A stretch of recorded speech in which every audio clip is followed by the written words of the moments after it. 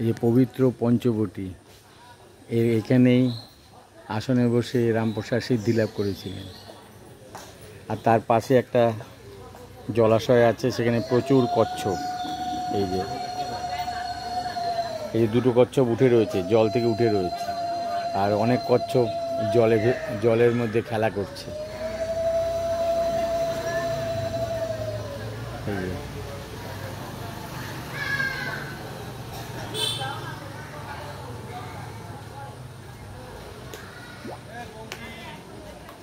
আর পাশেই পঞ্চবটী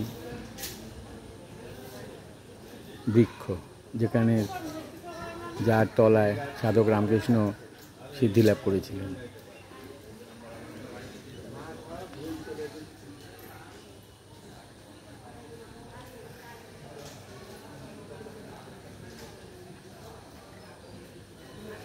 পঞ্চবটী বৃক্ষের পাশেই এই জলাশয়, মানে করা হয়েছে জলাশয়, তাতে প্রচুর কচ্ছপ ছেড়ে রাখা আছে। যাই হোক, এত কচ্ছপ একসাথে দেখিনি কখনো, বেশ ভালোই লাগলো।